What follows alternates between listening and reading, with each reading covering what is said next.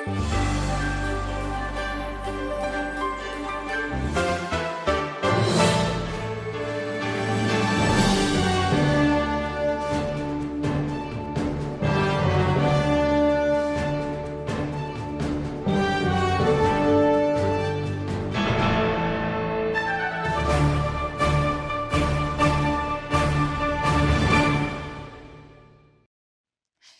evening. My name is Chinemerem Joseph, and welcome to today's edition of You and the Economy.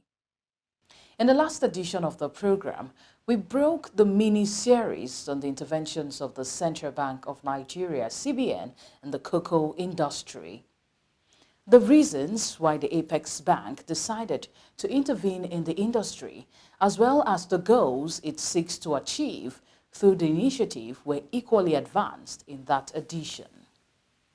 You were informed that while the CBN is working on a comprehensive roadmap that will drive its intervention in the cocoa industry in a holistic manner, it had already proceeded to lay the foundation for the initiative by adding cocoa to the list of the 10 focal commodities of its hugely successful Anchor Borrowers Program, ABP. Similarly, to reposition the cocoa industry, while the roadmap is still on the drawing board, the CBN equally advanced credits as well as provided inputs to cocoa farmers to reposition the industry and begin the march towards restoring its lost glory. In today's edition of the program, we shall highlight other measures taken by the CBN and some critical stakeholders to put the cocoa industry back on a sound footing. But we shall go beyond that. For a change, we shall advocate some strong measures aggregated through our interface with critical stakeholders, which we believe the CBN should take into account to ensure that its intervention in the cocoa industry turns out a huge success. Now, sit back and relax as you watch this illuminating edition of the program on the repositioning of the cocoa industry by the Central Bank of Nigeria.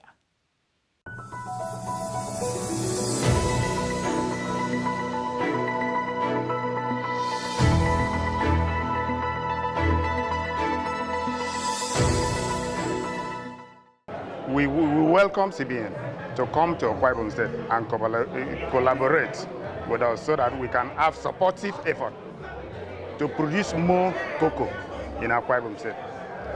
We want financial support, farm input, seedling, and others equipment, farm equipment, so that we can build ourselves in making cocoa farming successful in Akwa Ibom State. CBN, they play a vital role in this cocoa productivity. We appreciate them and we want more of it because it has really boosted our yield. It has really reduced the stress of the farmers from looking for chemicals or looking for money to improve production this year. Really, it is a welcome idea and we appreciate them and we pray that God will continue to bless them for that idea. As you learned in the last edition of this program, the Cocoa Research Institute of Nigeria, CRIN, has continued to record significant breakthroughs in developing high-yielding planting materials required to rejuvenate the cocoa industry in the country. To complement CRIN's efforts in that regard, in order to record more resounding results, the Central Bank of Nigeria has been making pesticides and other related farm inputs more accessible to cocoa farmers so that these planting materials developed by CRIN, better known as seedlings, can be properly nurtured by farmers who purchase them from CRIN.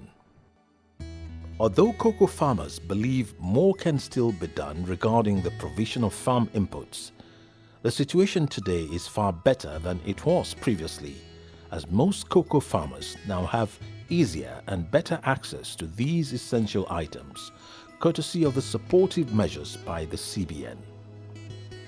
This is in spite of the fact that the roadmap that will capture the holistic approach of the bank's intervention in the industry is still on the drawing board.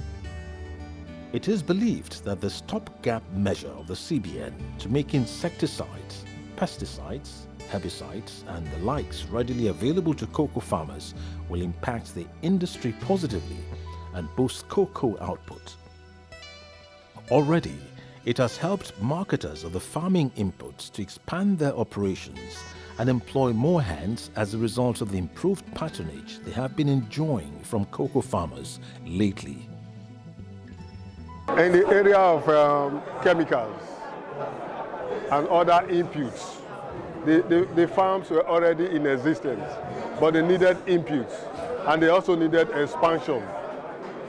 So in all the areas concerning this, the CBN helped them to finance it. The volume improved. Yes, because with the use of adequate chemicals and enough quantity of required chemicals for the control of weeds, nematodes and all other pests, yes, we got a great improvement. So, and that automatically will lead to the increase in the number of cocoa available for the market. This is Ilado, a cocoa producing community in the Akure North local government area of Ondo State.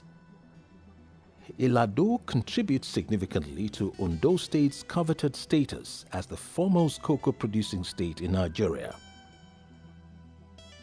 On this day, during the visit of a crew of You and the Economy to the Sedate community for a shoot in some cocoa farms, dark clouds gathered in the skyline foretelling the imminence of rainfall. And shortly afterwards, nature finally had its way as it begins to rain in torrents.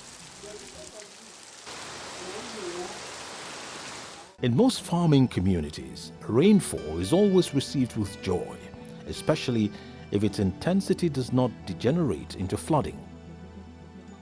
To farmers, the waters released from above during rainfall signify showers of blessing and nature's free gift in nurturing the crops being cultivated on their farms. But to cocoa farmers in Ilado and elsewhere, rainfall presents with a bag of mixed fortunes. While the showers from above nurture crops, the rains equally disrupt one of the key activities in the cocoa production value chain. This is because when it rains for prolonged periods, it could threaten the income and livelihoods of cocoa farmers. And this is why, after ripe cocoa pods are harvested, the pods are broken open and the fresh cocoa seeds inside them extracted. Thereafter, these fresh cocoa seeds are subjected to a process of fermentation. Afterwards, they undergo the next crucial stage before they can be sold as cocoa beans, drying. At this all-important stage, cocoa farmers pray for and depend on the intense heats from long periods of sunshine to dry their fermented cocoa seeds. The seeds are spread outdoors on hard surfaces or elevated plank platforms to dry. At this stage, the seeds must not come in contact with water. Consequently, as soon as rain threatens to fall whilst cocoa seeds are out in the open undergoing drying, the seeds must be cleared, collected and evacuated with dispatch for storage. And that is what these cocoa farmers in Ilado are seen here doing as the skyline began to display signs of impending rainfall in the course of a visit of our crew to the community. In the event that the rainfall cycle in a cocoa producing community is prolonged, cocoa farmers invariably lose their cocoa seeds as they perish as a result of lack of prolonged burst of sunshine to dry the seeds. For the intervention of the CBN in the cocoa industry to succeed, therefore, it is important that the roadmap that will drive the initiative in its holistic form should provide for the development of mechanical dryers to assist cocoa farmers in drying their fermented cocoa seeds. This will make the farmers to be less reliant on sunlight, which availability cannot be guaranteed during the rainy season, to dry their cocoa seeds. These are the cocoa kept here to undergo fermentation. You know, after this fermentation, that is when they now, after the fermentation, that is when they now dried it up. And when drying cocoa, there is limit. There is a specific moisture content it auto has. You can't just dry it or over dry it. But that is what the farmers are passing through. The farmers needed help in all these things. If there is a dryer, the farmers will be able to dry any time of the day, any time of the year, not waiting for sun. But without sun now, they cannot do their work. Those are the limitations. This is one of the reasons why the farmers needed dryer. Now that it's about raining, they are packing it inside. But supposing there's a dryer, there will be no need for all this work. So to reduce the stress of the farmers, we need dryer for them. If the government can give them a dryer here, anybody can take their cocoa down there and dry to the required moisture content. It will boost production here. It will help the farmers. It will reduce their suffering. That is why government have to come in this area to help the farmers, to reduce the stress of the farmers, to reduce so that we can maintain a good quality of cocoa, dried cocoa. We need a dry machine during the rain season so that we cannot suffer too much. So we need a dry machine. If your cocoa does not dry on time, it will make cocoa to become moldy. Now we have this fungi that used to grow when the thing is not properly dried, and that won't reduce the quality of cocoa bean. But if you have artificial drying equipment, where after fermentation you just put it there, it dries it within a reduced number of days, and it will eliminate the moldiness that will reduce the quality of cocoa. We can train this entrepreneur. The central bank can support them to get some of these equipment and set up their cottage industries, and from there they can pay later.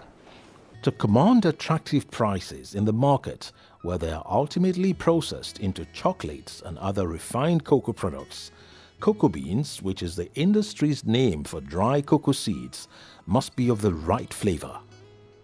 This invariably means that whatever effort is being made to boost the Nigerian farmers' output in cocoa beans and also make the beans attractive and earn good money in both the domestic and international markets, the beans must possess attractive flavor. Oftentimes, most farmers are unable to determine the flavor of their cocoa beans and sometimes end up with disappointment and shock when their seeds fail to meet the good flavor standard. But this is no longer a challenge, at least for those cocoa farmers who know where to go to verify the flavor of their cocoa beans.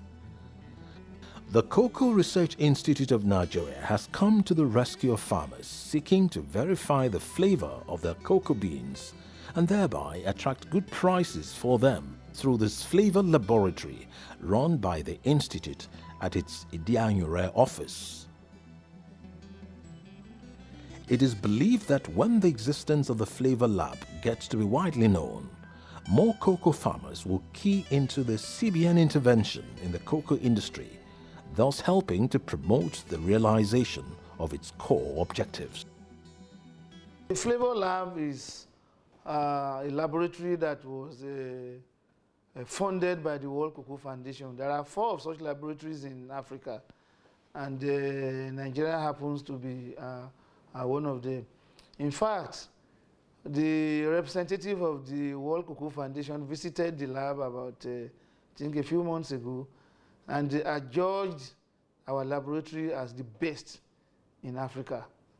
So the Cocoa Flavor Lab is a laboratory that was designed to be able to determine the flavor of every cocoa sample The people that are buying our cocoa beans, that we export our cocoa beans to, they cherish and they know the flavor of each consignment.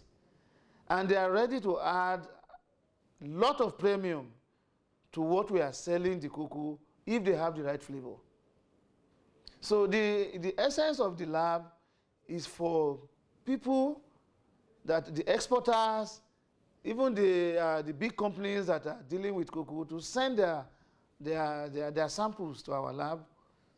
We run it through our system, and we'll be able to tell them exactly this is what the flavor of the cocoa sample you are sending to us. And as time goes on, we want to move into certification of such samples that are sent to our office. So which means you are company A, you want to export your cocoa beans, you send a representative sample to us, we run it through our lab, we tell you what the flavor of that cocoa is, and then we certify it, we give you a certification, and once the importers, those who are sending the cocoa, when they see the certification, it will make your consignment to have a premium. They are ready to pay a premium for that particular consignment. This image, a youth working on a cocoa farm, offers great assurance and speaks volumes to the progress being made in the ongoing initiative to encourage the youths in the country to take to cocoa farming. One of the reasons why output in cocoa production declined in the country is because cocoa production became a vocation for the aged. As the youths fled in droves from cocoa plantations to the towns and cities in search of white-collar jobs, the older generation, like this retiree cocoa farmer who had been into cocoa farming since the early 60s, were left to tend to cocoa plantations. And as age began to catch up with this first-generation cocoa farmers, output continued to decline as the capacity to put in long hours on cocoa plantations to generate increased output waned. Because of the old age, I cannot go farm every day now. As before, I used to go to farm, I stay 3 days for farm, I work if I come home. But now I don't have power to go to do the work again. Arising from the CBN interventions of 2020, there has been a noticeable change in the disposition of youths to cocoa farming, especially in Ondo State, as underscored by these images. Nonetheless, the feeling is that more still needs to be done to encourage a large number of youths to be engaged in cocoa farming. And it is believed that the much expected CBN roadmap will address that issue. Fortunately, this is one area where the Cocoa Research Institute of Nigeria believes it can play a significant role by driving the perception change required to encourage youths to embrace cocoa farming. Our farmers are now old. We need to encourage youth. So CRE can train youth to change their orientation. And you go to our major cities, you see youths using Okada to make money.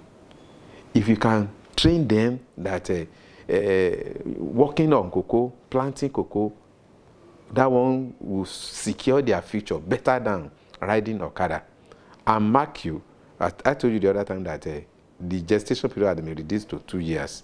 Within that period, they need small support. So the central bank and partner CRE, we identify these youths, we train them, they give them small support to sustain them before cocoa will be producing. So this will bring the results of the intervention. As it is with every crop or agricultural commodity grown on farms and plantations in the hinterland, cocoa pods and seeds too must be evacuated from the farms where they are harvested and dried to major cities where the marketing value chain for the commodity is firmly rooted. And because vast expanses of land are usually required to cultivate cocoa, most cocoa plantations are sited in the hinterland in most places where huge acres and hectares of land are easier to access. Unfortunately, in Nigeria, the road networks connecting neighboring cities to cocoa plantations and communities dealing in cocoa are usually in bad shape. This has made the task of evacuating output from those hinterland locations to neighboring towns an arduous task, resulting in the use of commercial motorcycles, better known as Okada, to evacuate cocoa sacks from farms. The development has discouraged farmers from engaging in cocoa cultivation, thus accounting for one of the reasons why output in the industry had declined. While it is not part of the mandate of the CBN to construct or repair roads, the success of its intervention in the cocoa industry may well depend on its ability to convince the core stakeholders in road construction and maintenance to discharge their statutory roles in support of its intervention in the cocoa industry more robustly. Our road is bad. We need our government to assist us so that we can see the road can be good, so that we can carry our thing to the market. In Akure here along Igbatoro, where my farm is, there's no road. There is no road.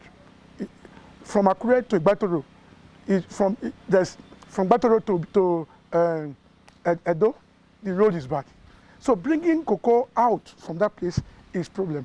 This particular farm I mentioned to you, Model Cocoa Farm in Jubiri, is about 20 kilometers from our town, and the road is that bad.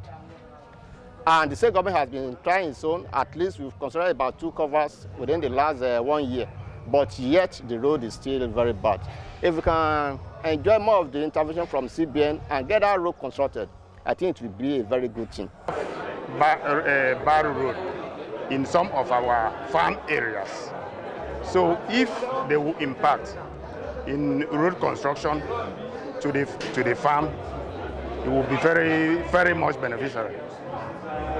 That is what we need. This is an essential feature of cocoa cultivation all over the world. The application of pesticides on both the surroundings of cocoa trees as well as on the trees and the pods that germinate. The practice aims at protecting cocoa trees and the pods they bear so that both are in good health always, and also ensure that the pods turn out fine. But this practice has its downside. Unrestrained application of pesticides and other farm chemical inputs oftentimes compromise the quality of cocoa beans and leads to the rejection of the affected cocoa beans in the international market. If the CBN roadmap that will drive the bank's holistic intervention in the cocoa industry does not take this adverse trend into account, its success may be compromised. But this adverse development may not arise as CRIN is once again primed to collaborate with other key stakeholders to reverse the trend. We have been doing a lot of training for farmers. We want to collaborate with the CBN so that we can train farmers in what we call good agricultural practices on cocoa. It's one of the major reasons why our cocoa is being rejected, the little that we produce is being rejected in international market, is this issue of pesticide residue. The Cocoa Research Institute of Nigeria have the capacity to train farmers on what chemicals to use, what quantity to use, what time to spray, and this will greatly reduce the incidence of having unacceptable beans in the international market because of the high pesticide residue.